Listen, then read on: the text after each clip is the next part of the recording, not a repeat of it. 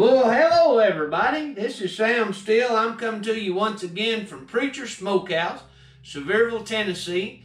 And we just wanted to spend a little time with you this morning. We've got a big old pork shoulder right here. Some people call it a pork butt. Some people call it a Boston butt. It comes by different names.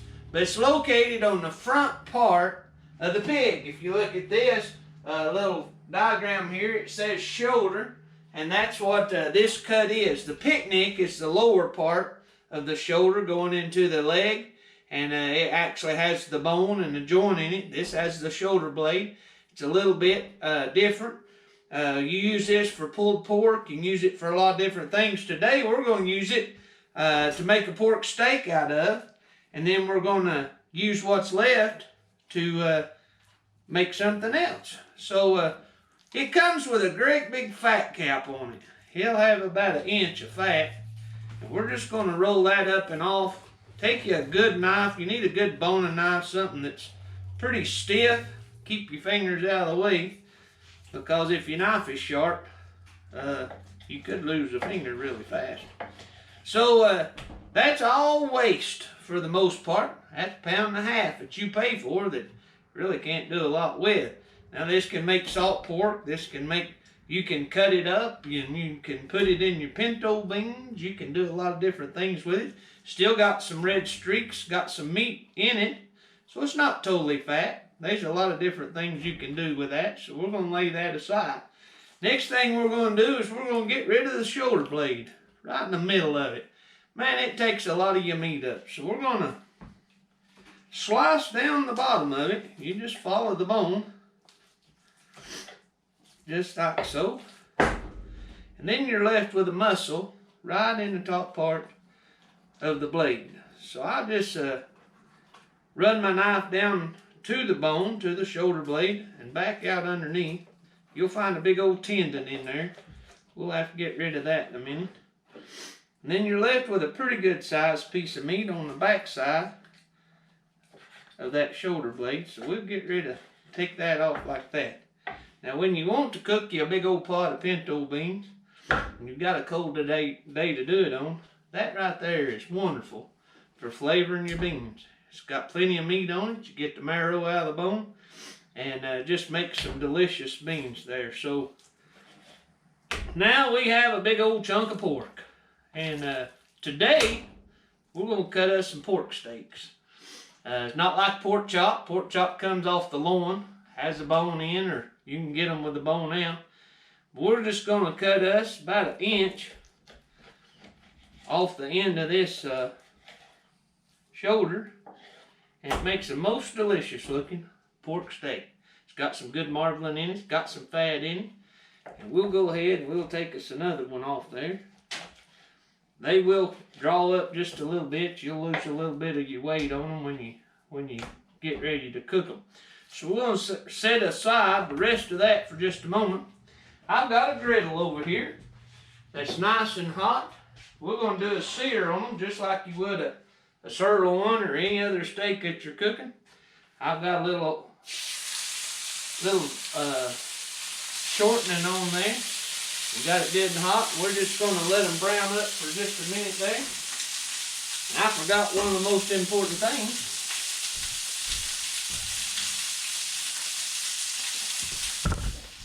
So forgive me for that. But we use just your favorite barbecue rub. We make a rub here at home at the smokehouse, but you can get one at the grocery store. You make your own. We just go ahead and sprinkle a little bit on those steaks while they're cooking. You'll want them to brown just a few minutes on that side, and then we're going to flip them. Let them brown just a minute on that side. So, what do we do with the rest of this? Well, it's a good question. You can get a couple good meals out of it. So we're going to take the remaining part of the big part. Makes an absolutely beautiful roast. You want to trim it up just a little bit. Get some of this unwanted stuff off of it. you'll have some silver skin and some things that are still attached. You take this, set it aside, you can put it back in your refrigerator and save it for your next day, or it makes a wonderful roast. You just put it in a pot, get your, put it on your stove top, put a little liquid in it, use some chicken broth, would be great. And add you some vegetables, just cook it like a beef stew, makes an excellent roast. And for these remainder little pieces, we'll just take and cube them up somewhat, a little bit. And if you go to your butcher, if you go to the grocery store, there'll be a little pack of meat laying off the side over there, and it'll be labeled stew meat. And that's all it is when they've trimmed the piece and or got a different cut that they can't do anything with, they'll take and they'll cube that up for you in smaller pieces, just like so. And they'll put that label on there, stew meat. And you can use the pork just like you do the beef. You can fry that, put you some vegetables in on top of it, some asparagus, green beans, or something like that, make a stir fry. You can use it for a lot of different things. So put that in a Ziploc bag, stick it in the refrigerator, and you've got a meal for the next night or two. So we're going to check on our steaks here. They are browning up pretty nicely there. Getting a good sear on them. You want to check that out. I wish you could smell it right now. Smells pretty good. But we got a pretty good sear going on those things. And after you get them good and brown to your liking, we're just going to lay them on a baking sheet, sort of like so. Stick them in the oven. Let them go on about 300 for about an hour. You can even go 250 if you want to. Go to a slower heat. Low and slow is great for pork. Makes them tender, and you will absolutely enjoy them, I guarantee you. So we're going to whip up a little dessert for you real quick while we've got just a minute. We're going to take a brownie mix. That's all it is. Just plain old brownie mix. You can use your favorite out of the grocery store, whatever you'd like. Don't take a lot of ingredients for this. We're going to cook it in a little iron skillet. This is the individual size. I think you'll enjoy it greatly. But what we're going to do is we're going to make a chocolate cobbler. Be one of the best desserts you've ever had. So we're going to take our brownie mix, and we've got some mayonnaise. Everybody says, what in the world is he getting ready to do with mayonnaise? Well, mayonnaise is egg and oil. And what does the recipe call for on the brownie mix? Oh, it calls for some eggs and some oil.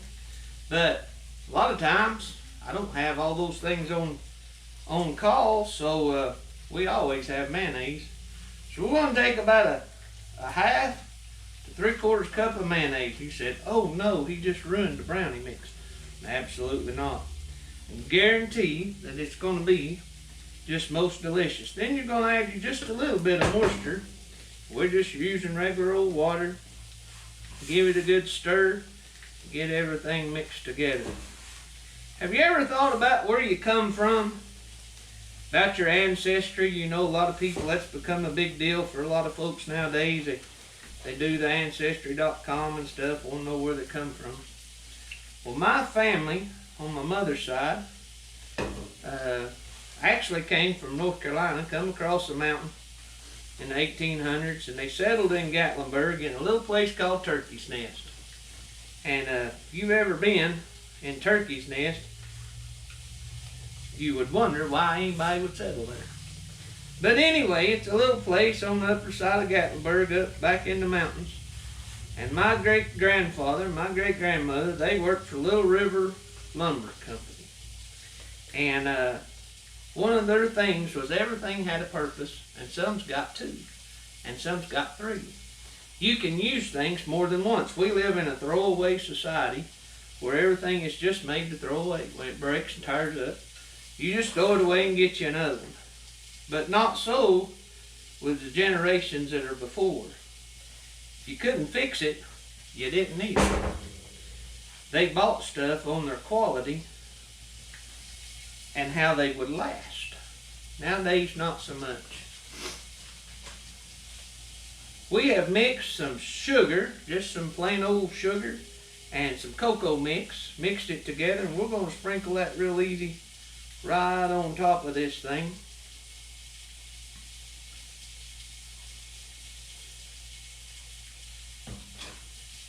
We're going to take just a little bit of hot water, and we're going to pour right on top of that just like that. And then we're going to slap that in our oven with everything else that's going on.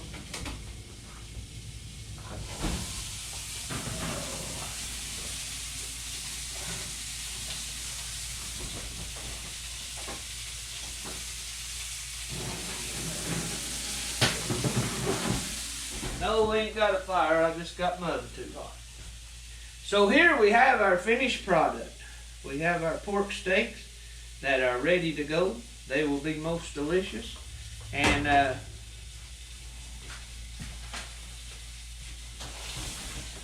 now we have our chocolate cobbler we're going to take, and we're going to put a little bit of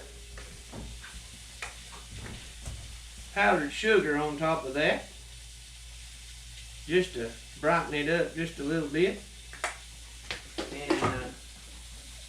But now we have our dessert. We have a chocolate cobbler, which is going to be most delicious, absolutely. And we have our pork steaks. And we have purpose to use our meat in other ways as well. So we hope that you've enjoyed this recipe. Hope you get a little bit out of it. And remember, don't throw something away just because it's outused its original usefulness. Try to think of ways that you can repurpose and reuse. Even comes to people. A lot of times we throw people away in our lives just because we think we're done with them. That's not what God intended. We're supposed to be friendly, and we're supposed to love people even when they're not lovable. Find that purpose in you, find that purpose in your friends, and guarantee it'll make for a better day. Hey, from Preacher's Smokehouse, it is a little smoky in here, but we appreciate you tuning in today. We ask you to like and share. Follow us on YouTube, and check us out on Facebook. And we hope God blesses and hope you have a great day. Hey, this is Sam from Preacher's Smokehouse. We'd like to introduce you to some friends of ours. Randy Ogle is Blue Ridge Leather, and these are some of his custom things that he makes. He makes wallets. He can put your name on them. This is a journal, daily journal. If you do that, he makes a Bible cover as well, and calendars. And he is a sponsor of Cooking with Preacher. So we just wanted to let you know about him and get his information out to you if you have a need for a special gift. Thank you so much.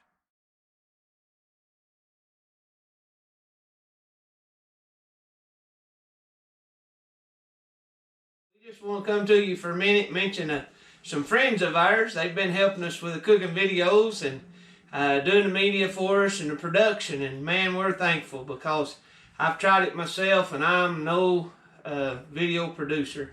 So if you ever have a need for that kind of media and for that kind of help, we want to send you over to Right Angle Technologies.